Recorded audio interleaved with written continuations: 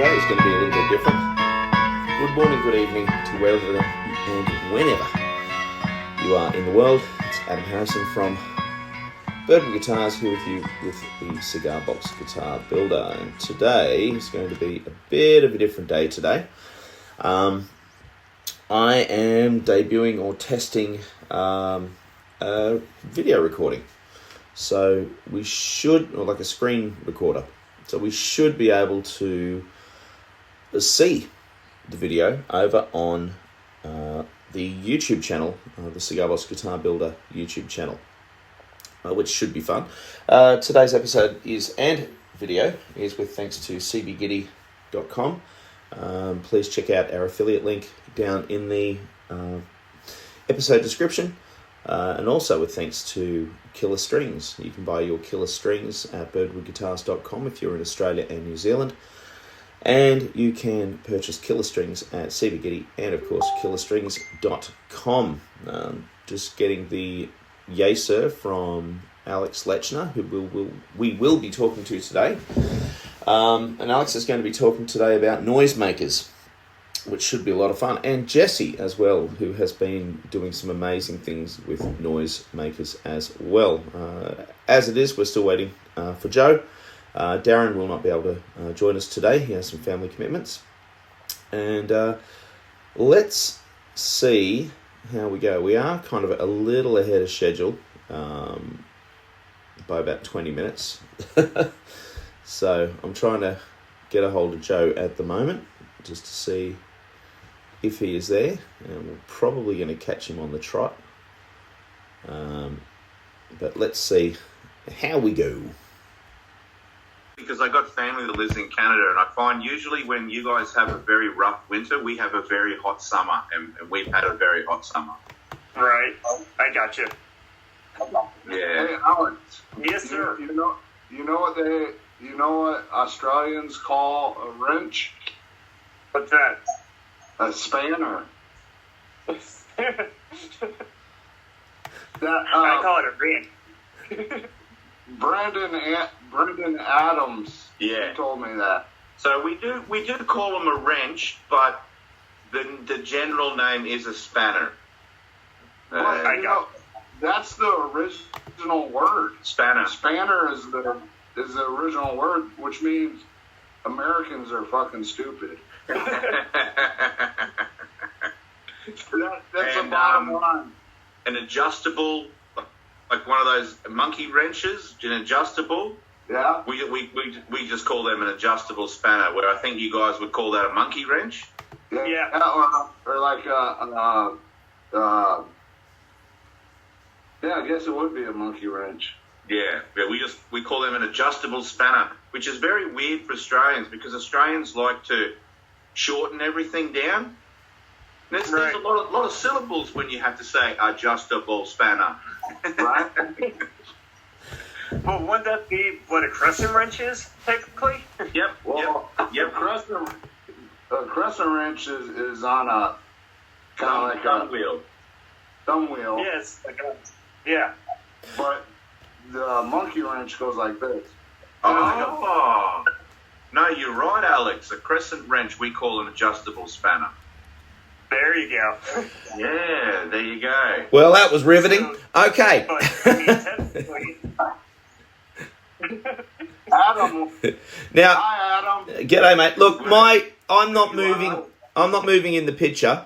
So I'm kind of going to stand back a little bit now. Just today's episode, it's going to be a relatively fast episode today, so I do apologise, but I am trying out a new video recording software. So just before anyone whips out something that they shouldn't whip out, we are recording on video today as well. And especially interesting to be recording on video because you guys, Jessie and Alex, you guys have been actually building noisemakers at the moment. So I thought this might be a really good opportunity to demonstrate the video aspect, which will be released on, or has been released on, when you're listening to this, good listener, on YouTube, on the Cigar Box Guitar Builder YouTube channel. We're not exactly copying Dell, but I just think it's a really good idea, and people have been asking for it for a while, and I've been wanting to do this for a while. So it's Yeah, it's just it's another expense, but I just think it's definitely going to be worth it, because it means that we can actually demonstrate product as well. It means we can actually show how we do things. Not that what we do is 100%. Not that what we do is gospel, but it's been done to basically help people out. So let's get on with the interview, guys. Let's just jump straight in both feet. Jesse, I was just saying earlier in the week, I'm basically just I want maybe let you run with this, because noisemakers for our group, noisemakers are definitely your thing, as far as the four of us are concerned. Darren, myself, you, and Joe, and with his awesome Van Halen t-shirt, I must admit. And and Alex, of course, you've been doing them as well. So, Jesse, off you go, mate. Let's let rip. And what have you been doing with sound makers? Well, I've actually, the whole thing kind of spawned. What was it? 3 weeks ago or a month ago? Mr. Ray Whitaker. He kind of posted a challenge to the group about maybe making something with the spring. And so I took it from there. I actually used one of a cigar box that Alex sent to me. And I kind of just, it was totally spur of the moment. I didn't have a plan. I just went with it, used some springs and a guitar string, and kind of made this little noisemaker box. And since then, and I want to say too, Michael Pinkerton has made some really cool ones too, with a lot of different features. Yeah, I've seen that one I made it's quite simple, but so the last couple weeks I've kind of wanted to do a bigger, bolder version. So with a lot of different elements involved, and I had a old conductor's case. They drive the trolleys around in Minnesota and Minneapolis and St. Paul, and this thing it's from the early '50s, and I thought it was perfect to just build upon inside that, and so yeah, I got lucky enough. I finished it today, and maybe we can go over some of that stuff. And you, Alex, I know you've done a lot of different wild and crazy builds. You're generous enough to send them to people free of charge. What have you been working on the last couple weeks? Well, I'll show you right here. I came up with this thing here. That's so cool. What it is. So what it is it's an old first aid kit that I found in my grand's basement here. Nice. So what the idea is I'm gonna have like a dilly bill at the top or a bass string, and then at the bottom I'm gonna have like two tunable strings. So it'd be kind of like a mandolin. So, but the thing about it is, it's still like in production type here, so it's just all experiments. So I don't even know if the thing will work. So I came up with the idea about a year or so ago. So I was like, well, I'll try it out and see if it works or not. So that's what I've been cool. It looks very neat. I love it. It looks light as well. You seem to be holding it pretty easily. Yeah, so what's really cool about it, it's on the inside, it has a chart of like how to do like first aid stuff, like medical stuff on it. Right. So, but the only problem is the thing smells like shit.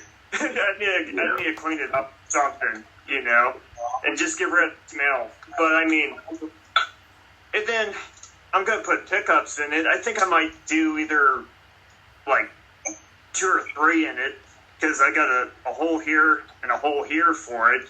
So it'll probably either be like a humbucker or a piezo to go like here and here. So, of course, you need 2 amps to run it. So, and then adding different effects to it. I'm just curious how it's going to sound. So. Sure. And adding a piezo in there and it being a metal box, I think you're going to get some really cool percussion, type stuff out of it. If you tap on it and definitely, not only will the strings ring out, you'll be able to kind of make a beat to go along, and that's kind of what these noisemakers are. Is kind of broadening our horizons a little bit. We make these cigar box guitars, we make these solid body guitars, and they're always stringed instruments, and our curiosity takes hold, and we want to kind of, take the stuff we learned about building cigar box guitars, especially the different kinds of pickups, and we want to make different sounds. And if we have modeling amps or different effects pedals, it's all about making noise. Ever since the dawn of time, man has been making noise and making music, whether it's beating a stick on another stick, or it's progressed as we have evolved. And it's also the curiosity to try something new as well. Awesome, yeah, and I've got that big time. I'm not one really. I don't really pursue the why or the how so much. Me personally, I just like do it, just for the sake of doing it. We have these hands, and these are our tools, so that should be your new catchphrase, Jesse. Jesse, do it. Jesse does it. Just do it. I think Nike already took that one. Yeah, but we'll replace the just with Jesse. Yeah. So I'll give you a big pick. I know Alex. He's been a bass player for a long time. Is that your instrument of choice? Yeah, I've been playing bass since I was 13, and I've collected a lot of them over the years. I probably have about 15 of them. Wow. So 15 basses, yeah, right. Yeah. So I've always been into music ever since I was little. My dad played guitar, and then my brother played guitar, and then my dad listened to all kinds of different artists like Rush and Yes and Genesis and ZZ Top, Stevie Ray Vaughan, people like that. And then as I got older, I got involved with band and marching band when I got into high school, and same thing with my brother. And then from there, it led on to guitars and bass guitars, and then it eventually led into cigar box guitars later on down the road. And now first aid guitar. Oh, yeah, first aid kits. Yeah, that's great. So, but not only have I been making noisemakers, but I've been also making lap steel guitars too, just like experimenting with them. I'm not sure if they're necessarily considered lap steel or more like dulcimers, just trying different stuff, just constantly, coming up with new and creative stuff all the time. So, but it's been too cold out here to get really anything done, so I'm waiting for the weather to warm up so I can start wood staining and polyurethane stuff. I can get stuff done. Yeah, so. Weather does play a part. Here it's the humidity. For you, it would be the cold temperature. Yeah. So, I've been working out in the shop during all winter long, and it's been like negative 12 and 10 and 1. Yeah. Last week, it warmed up to like 30, and then it's back down to 10 today. So, later on the week, it's supposed to be in the 50s, so we'll see. Maybe I might get some done here. So. Well, best of luck. So you're predominantly using piezo pickups, aren't you? For most of the builds that you do, you don't often use magnetic pickups. Yeah, I've been using piezos here. A, because they're cheap, and B, I really hate to screw up a good pickup in a box, after are as expensive as they are and put all that time and effort into it. So for now, I'm just trying to, set up to start out. I've been doing this for about a year now. So just constantly learning, I'm starting off slowly and then gradually working my way up. And like all you guys have been doing, I want to eventually wind my own pickups and make my own pickups too. So yeah, But playing around with piezos for so long, you would be a bit of an expert on piezos by now. I bet you've had a lot of trial and error about placements and so on. And so I guess that's that's a good learning curve to have. Yeah, and I find that it works best like under the bridge here, and then like if you sandwich them between a piece of wood, because if you glue them directly to the box or to the lid, it's all microphonic, and as soon as you turn up the amp, it's just gonna squill. Yeah, but I figure if you sandwich it between something, it works a whole lot better. So there you go. There's a good tip for the listeners. Yeah, well, this is an ongoing thing with cigar box guitars. Sorry, guys, I've got no movement on my video, so I'm just going to jump in when I can. This is definitely I'm seeing on the group constantly people saying, "Oh, I've built a guitar, but it's really noisy. I've built a guitar, but I used a piezo, but it's really, really thin." And people are still placing the piezos in the wrong spot, and people are placing them on the lids, and it just doesn't work. And unfortunately, what happens is that good intentioned people are jumping in saying, "Oh, well, I hate piezos. Don't use them. Jump to magnetic pickups." And I think when you do that, you're missing something very special about cigar box guitars, and you're missing. You're basically ostensibly turning a cigar box guitar into an electric guitar, because there's very, very little sound difference between a cigar box guitar with an electric guitar pickup and your normal everyday electric guitar. There's very little difference, because it's all based around the magnet and the fact that the string passes through a magnetic field that creates a signal which is sent to an amplifier. There's no difference. There's really no difference between an electric guitar pickup, cigar box guitar, and a standard electric guitar. Whether or not that standard electric guitar is a hollow body like an ES335 or a solid body guitar, it's still working exactly the same way. And when you use an acoustic piezo pickup, you're amplifying the actual physical instrument. Every single sound that comes from that instrument is amplified. So you're hearing the type of timber that you used, you're hearing the type of box that you used or tin that you used, or for good or for bad. And it really does depend on where you actually place that pickup, which is the best two places, as I've espoused before.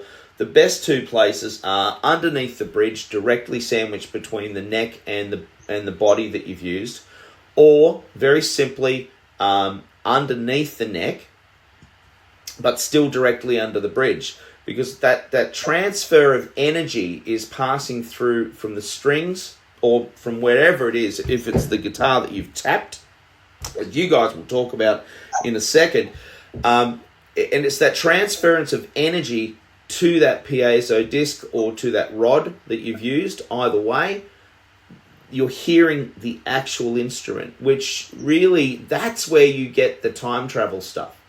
That's where you get the vibe of, this is what Robert Johnson may have used back in the very early 30s. This is what, this is what the guys that came before us and the girls that came before us, this is what the kid who was sitting around in on a farm somewhere in the middle of nowhere wanting a musical instrument walks into the family shed, finds a nail, finds a piece of wood, finds some baling wire or mum's old broom, and that's the adventure. That's the kind of the adventure that many people are missing out on, because they're just jumping straight into electric guitar pickups, and they're not doing what you two are doing, which is experimenting with sound, experimenting with noise. I'm finished. There's no body language from me on the video. Sorry. And that's kind of the whole thing with these noisemakers. is I'm actually going back. It feels like I'm digressing, but I'm not. You know, because I've been one of those people that say, "Oh, I hate piezos." I'm one of those people. Look at me now. Look at me now. I'm experimenting more with piezos with these noisemakers, and like Adam said, you are getting raw. What you see is coming through, and it's a very good point. You know, but I'm also, you know, exploring the mixture of magnetic pickups and piezos in use at the same time. Mm-hmm. So you can get a lot of different noises from a lot of different,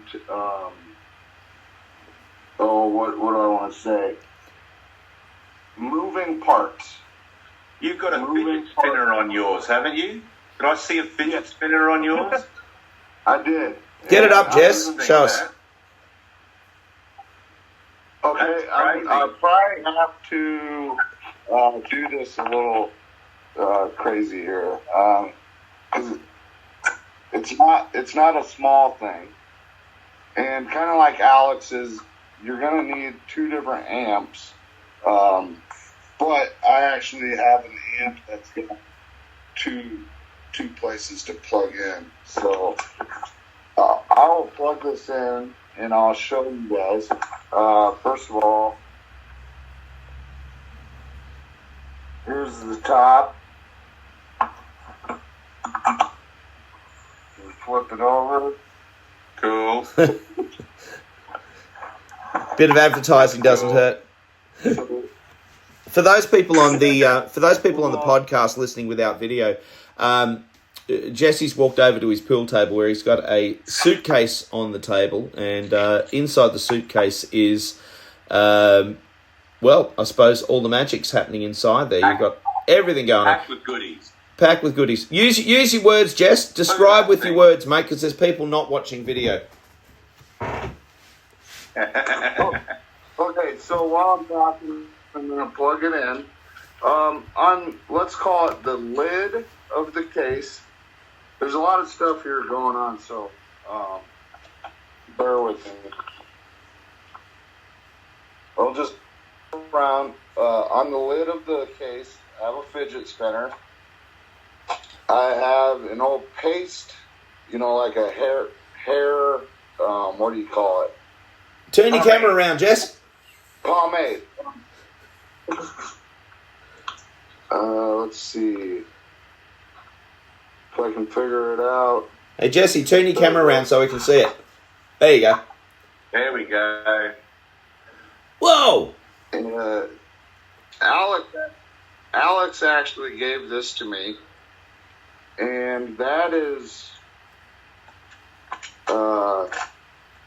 you take the lid off, and it's full of BBs, so it actually is kind of like a rattler. Okay. This is just a old oil can. You got your battery here that runs power over to the motor. The old clipboard from the case, and I've actually got a metal pick. Somebody gave me a metal pick a couple weeks ago, so you can use that. That's called a Marty McFly pick. Yeah. That's why he blew himself up, huh? That's right. Got a bell. There's a piezo underneath. So these springs that run across here, that's what they held all their documents behind. Oh, yeah. Very, very resourceful there, Jesse. So there's a piezo under. I got kind of a makeshift bridge out of, what is this, like a capacitor, a giant metal capacitor. Looks like a tube or something, or a...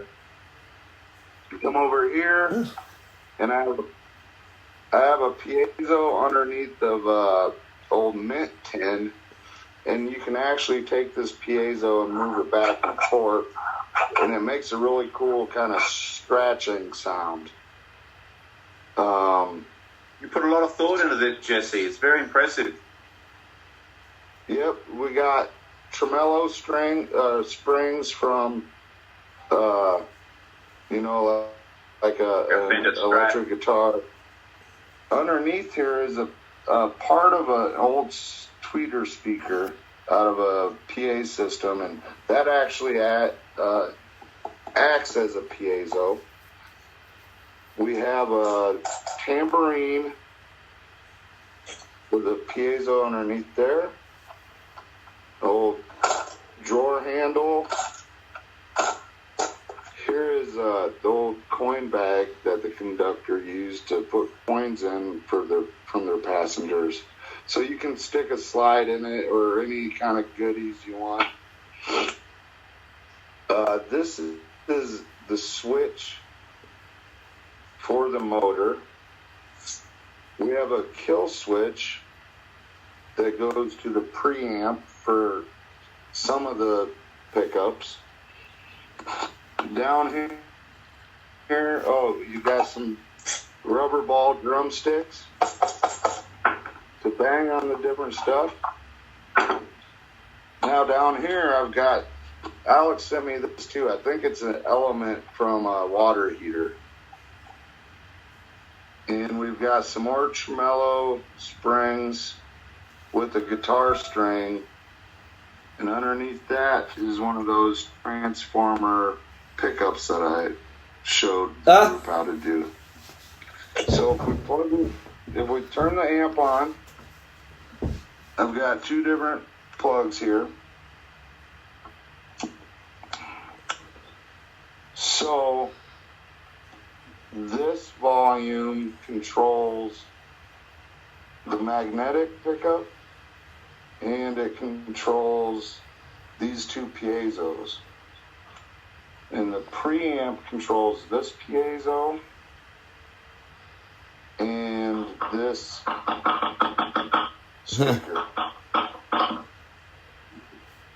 Okay, so let's just try to turn this motor on. No. Okay, maybe my battery's dead. Got stage fright. Yeah, so you can already hear the different sounds. That was the fidget spinner.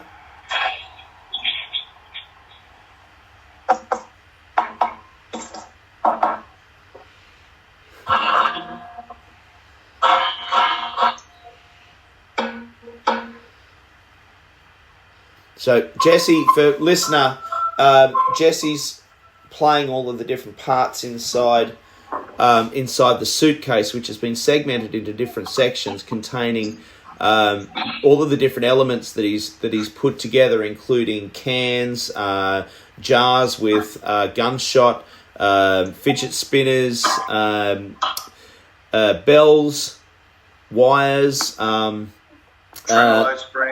tremolo springs. There's a tambourine, which the tambourine almost seems a little bit normal in relation to everything else that's kind of in there. Almost looks out of place. You're right. Yeah. There's a little motor in there as well, which fits into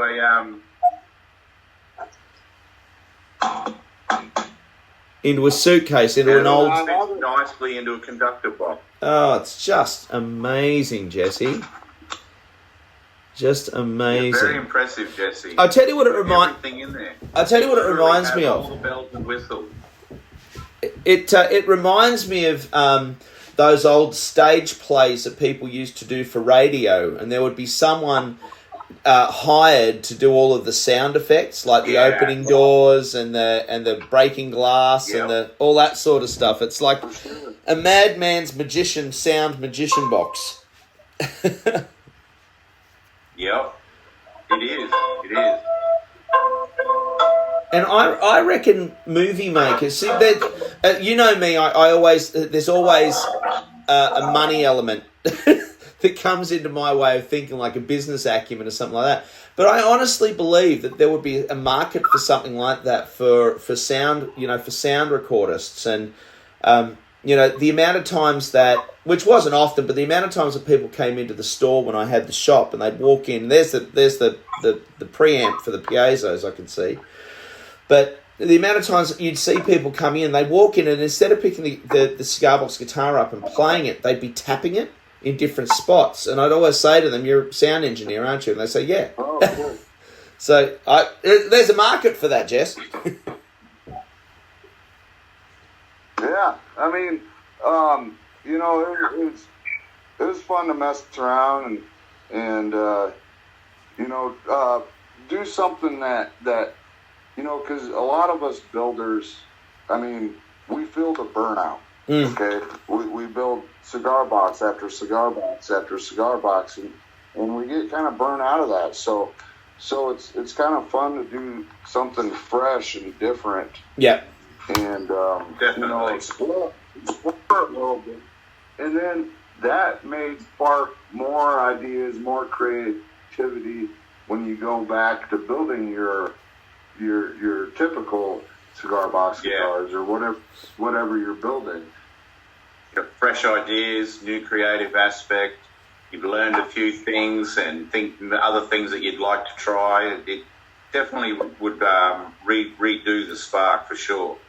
Yeah. And kind of like, the whole, we've talked previously about winding our own pickups. And I used to do so much of that, years ago, and I just got burnt out. It's too tedious work of the way I was doing it, unless you have an elaborate machine, but if you're doing it by hand, it really, you want to pull your hair out. But lately, I've been getting back into it, and I especially like making my wrench buckers, is what I call them, and they turn out great. I've made 2 of them in the last couple days, and they're great, and I can't wait to try them on a guitar. Yeah, I've seen your videos. It looks very interesting. It's just totally unique. I can't wait to hear it myself. Yeah, I'm ready. I sent one off. I can't say the person's name. It's going to be a surprise. But if they're listening, to give them a hint, they're ones that really, they've stood behind this idea of mine for a while. They always, really appreciate the value of that. So he's the one that I decided to choose to send it to. And That's nice. You'll be getting it in a couple days, so he'll be really excited. That's awesome, man. That's awesome. Does he know he's getting it? No. Oh, he it's a doesn't. total surprise. Total surprise. Cool. That's good. Well, We gentlemen, like to do that, don't we, Alex? Oh, yeah. You do Trade back and forth and swap. You do a lot of that, Alex. I see you all the time swapping and sending people stuff. You've got a really nice soul, and it's good to have you in the community. It's I really like your attitude towards building and being a part of everyone else and helping people out. And I've seen you put up posts. You've been asking for anyone to send you some parts, and that's perfect, mate. That is absolutely fantastic that you approach this whole hobby in that sort of brotherhood kind of attitude. Right. Yeah, well, that's what last winter here, I was running low on stuff too, because here, with that last podcast that I did, here, I got over 18 different builds that I have to do. And I'm cranking in one out after another, and I went back to look at stuff that I have. I'm like, oh, crap, I'm running out. So that's when I started asking people, it's like, hey, even if you have, doubles of boxes or even ones that are broken that you don't need that you're just going to throw away, it's like, I'll gladly take them, or like any other little trinket or part that you're not using or pick up, or tuners, send them my way, because I can always use them for something. So, and then of course, a lot of people got on there. It's like, well, why don't you go to your local cigar shop, buy a couple boxes? The fact is, the local cigar box is about probably 2 or 3 hours away from my place. Yeah. You know, and that's not the point. It's the idea, you know, having something on to somebody else that you don't have a use for it. So somebody can go and build something cool out of it. You know, like this. So. That's cool. Yeah. So show us, show that to us, mate. This one here. Yeah.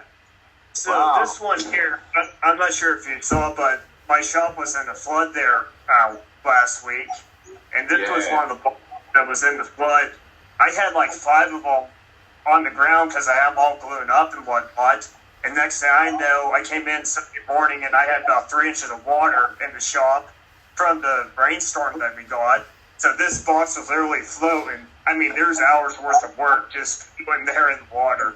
So with this box here, this was the first box that I had that the top actually broke on it when I put it together.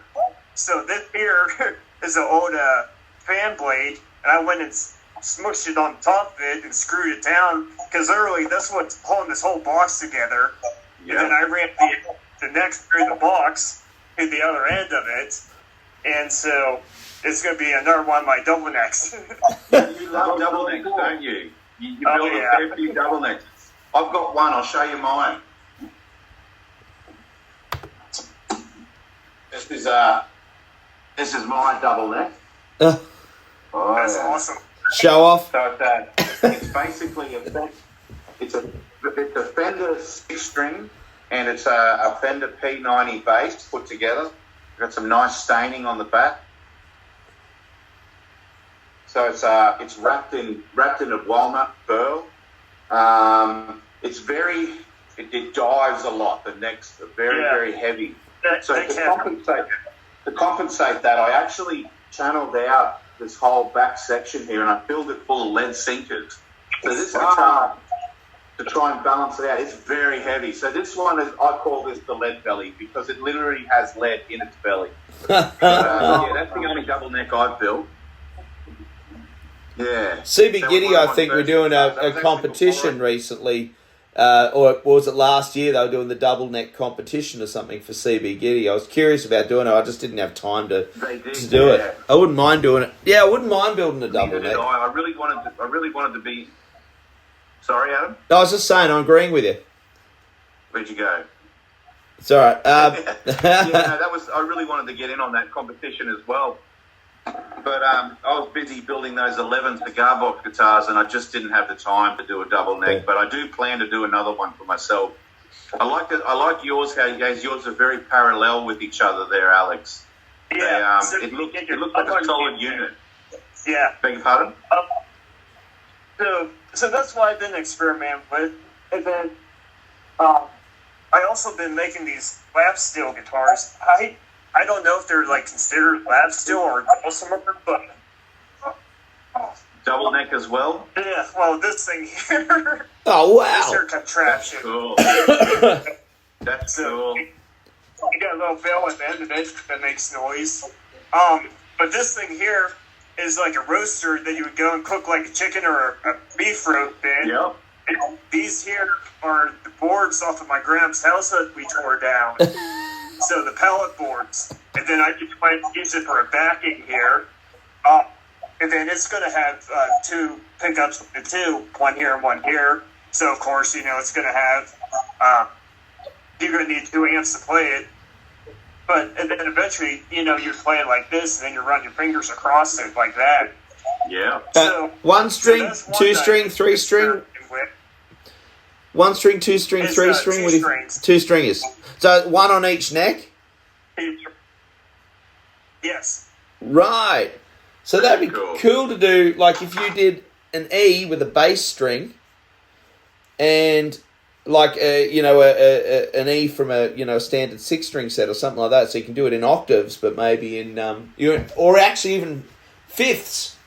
You can do like E on the low and a B or something like that, and I don't know. It's about you experimenting with sounds. That's what it's coming down to, and that's why we wanted to have a chat with you today, Alex, and talk to you about that. It's absolutely fantastic what you and Jessie, what you guys are doing. Joe, it's wonderful to see you putting videos up of you working on on material again on your fretboards that you're doing, and a hue and pine as well, which is really, really lovely. It's a soft it's a soft timber, and it's something. It's a little bit soft. Yeah, but it still works. It's super glue. Soft, but I'm working with it. Yeah, look, super glue. It really helps. What I do, because I do use quite a bit of. I can't show you the video, unfortunately, because my camera's frozen for some stupid reason. I really need a new computer. Anyway, what's more important than me moving is seeing what you guys are doing. But what I generally do when I'm using hue and pine, because I've got a bit of it for necks, is to actually once I've actually installed the fret, before I actually sand the fret, I turn the neck on the side and I squeeze super glue, fairly runny super glue, down on the side and down into that fret, into that cavity, so that I don't need to continuously use nail polish remover to clean the top of the fretboard, because it affects the fretboard.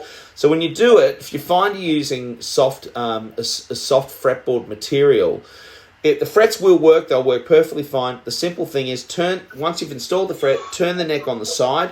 You'll see a little void in there, and just squeeze a bit of super glue down into the voids all the way up and down the fretboard. Flip it over, do that, and then just leave it for a little bit until it's completely cured. Like, leave it for an hour or so, and then sand that sucker down, sand or file it down, and those frets will stay. They will definitely stay with the super glue in there.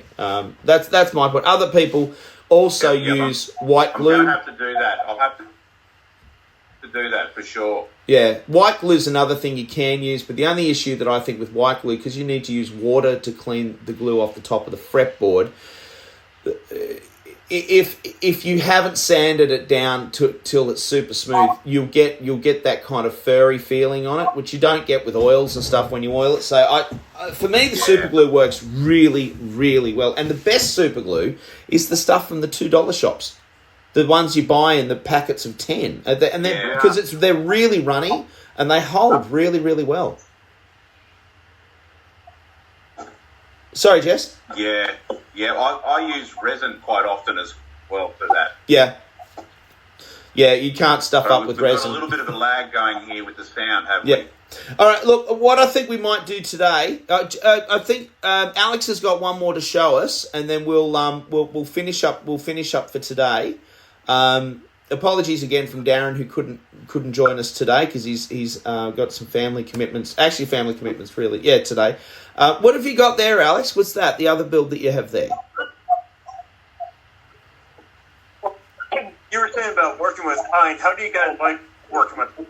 I love it. I don't. I just find it it's nice. It looks all right. It's easy to work with.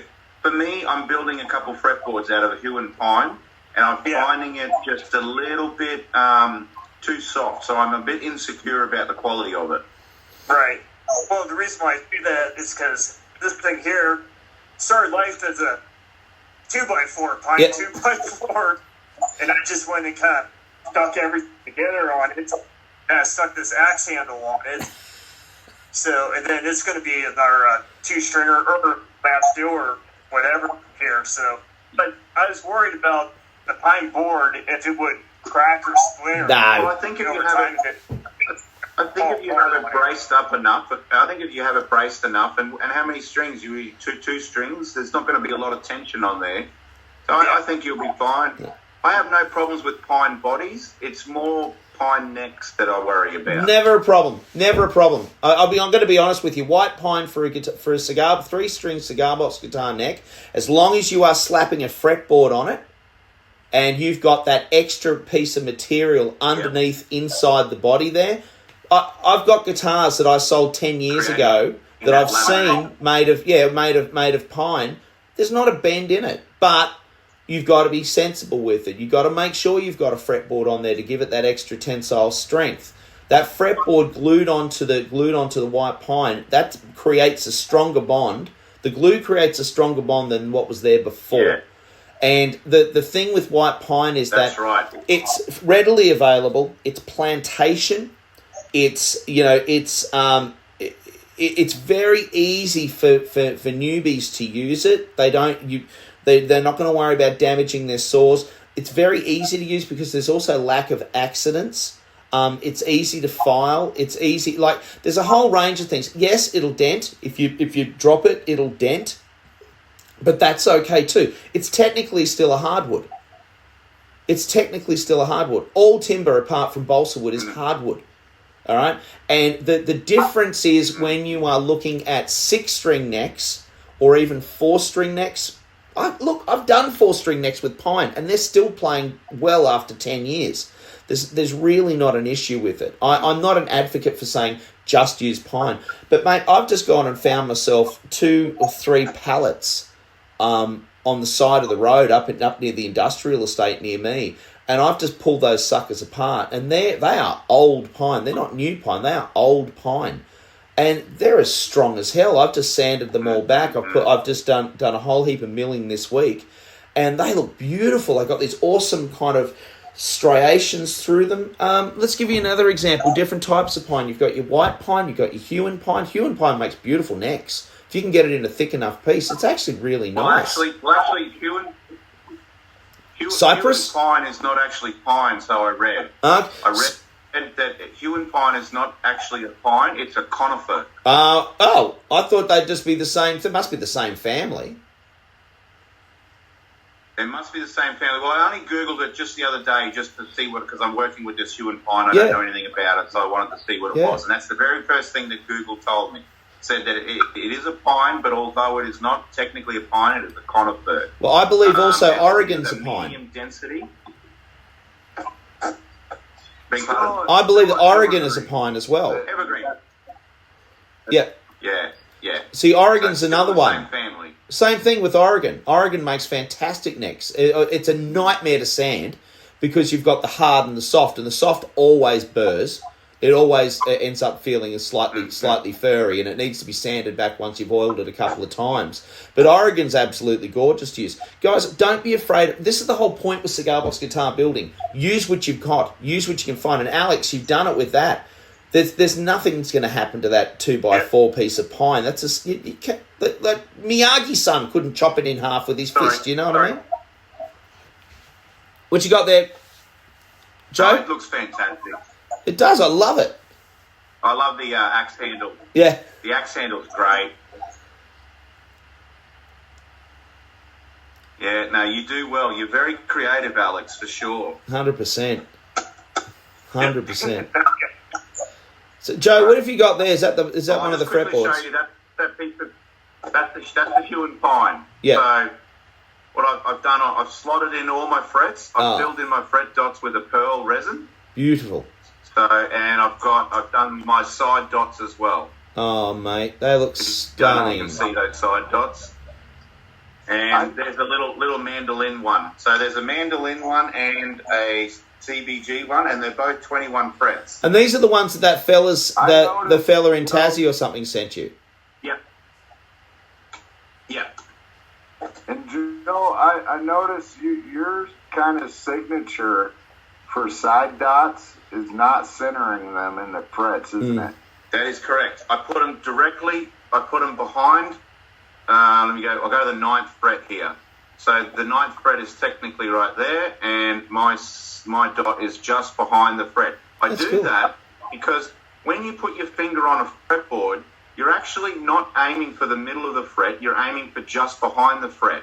So technically, that's exactly where the side dot is. That's why I do it. I just recently, you sent me that video of you playing Danzig, right? Yeah. But that's actually a left-handed guitar that you flip the other way, right? Yep. Yeah, it's a right-handed guitar. I'm left-handed, so it's a right-handed guitar flipped upside down. Yeah. So when you sent me that video, and I was watching you play, I saw the side markers, and I just think that's cool. Because most side dots you see are in the center of the frets, but it makes so much sense the way you do it, and I might start start doing. Well, it's where your finger goes. So you do that. You steal it. You steal my idea. Go for it, Jesse. I just feel that that's more practical from a player point of view, because that's where you go with your finger. So when the side dots are exactly where they need to be, it's less thinking. It gives you more directness on where you put your fingers. Joe, the other thing is... That is something that I do. Joe, the other thing is it's a you thing. Oh, thanks, Adam. It's a you thing, mate, and that's the thing that's really, really nice. You know, it's everyone has a particular, like Alex. There's no way in hell that I could build what you build. You know what I mean? There's no way I could put that together with that imagination, and because your brain is constructed in a particular way, which is really scary. Same here. And Same here. and it's just it's remarkable. One of my favourite things in the world is going to a market or something like that, and I would absolutely flip if I walked to a market and saw your creations there. I would be like a kid in a candy shop, man. It would just be like absolute party time, man. It's just amazing. And Jesse, what you're doing with laminated timbers on your guitars, I've seen a few of your guitars up on Reverb too, mate. You've popped a few of them up on Reverb too. So anyone looking to buy from Jesse, you can go directly to Reverb if you don't want to talk to him directly. He's a nice bloke though. He looks scary, but he's a nice guy. Wow. And and of course, if you want a guitar built by Joe here in Australia, Joe will build and ship to anywhere in the world. And you know, this is what we're doing. Alex, are you taking commissions at the moment? Commission orders at the moment for people? If you want something weird and wonderful made, send him a box and say, make me something. You got your cards there, mate. I was just about to say, I finally got my... Well... Yeah, I got business cards made up here. So... Bloody wonderful. Different, if you can... Yeah, you can see that. There you go. That's awesome. There you go. So and if you got you don't have a website yet. You don't have a website yet. Now, easiest way to get in contact with... Not yet, but I got... Sorry, we've got a lag. Yeah, best thing to do... Yeah, best thing to do is message me on Facebook there. Yep. On ALX Guitars, my main page. Yep. That's the best way to get a hold of me. And if I don't pick it up there, then I'll pick it up on my main site. So... Yeah. I mean, and I'll be gladly to make anybody whatever they want. So that's it. So I can spread out my crazy Frankenstein creations. So. That's the way. All right, and if you want to talk to me about... That's a good way to put it. If you want to talk to me about a build, you can contact me at birdwoodguitars.com. Otherwise, you can just buy something off my website. Orders are starting to come in again for Juke Joint Rockers and Lightning Boys, which is really cool. So thank you for those people. Also, big thank you for those people. This is the wind-up, fellas, sorry.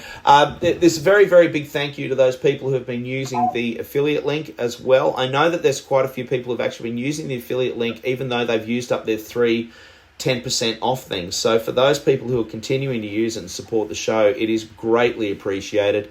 The other way you can support the show, and the best way to do it, is very simply just tell your friends about it, okay? We are now... This is the first video that I've put together. I apologise for not being able to move in the video. I'm just basically sitting there like a dead lump. But I'll have to figure something out with my camera, because it's been doing that the last couple of times I've tried to do this. But what's more important is you guys and seeing what you guys are doing.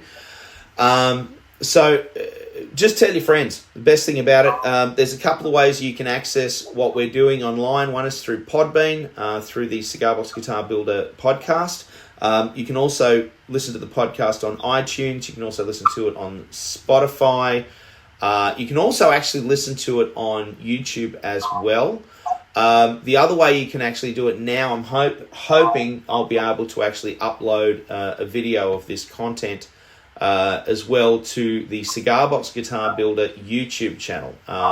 So we've got nearly 2,000 subscribers there. Please tell your friends to jump on board. There's a whole heap of information. I've just done a video, a 1 of 2 part video yesterday, which I'm uploading today. I'm having some trouble uploading for some reason. Probably my Wi-Fi is not great at the moment.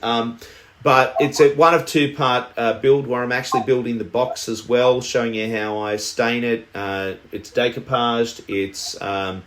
so there's a whole heap. I've done some fret work on it as well, so to give you a bit of an idea of fret work and of how I do it. And hopefully I'll have some time today to continue it and finish the guitar off today for part 2. Otherwise, it might be another week or so before I can get back to it again, but we'll see what happens.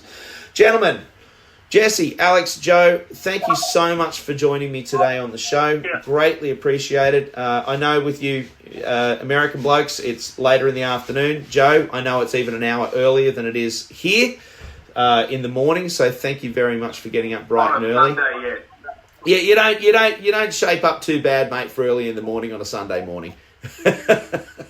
Oh, thanks, man. All right, gentlemen, have a wonderful week, and I'll see you in the funny pages. All right, peace out. Love you guys. Take care. See you guys. All the best. Bye. See ya. Bye. Bye. Bye. Bye. All right, so from Adam at the Cigar Box Guitar Builder, thank you for listening. It's been great chatting with the guys, and I will see you, or you will see me, or whatever, on the next episode. Thanks again. Bye.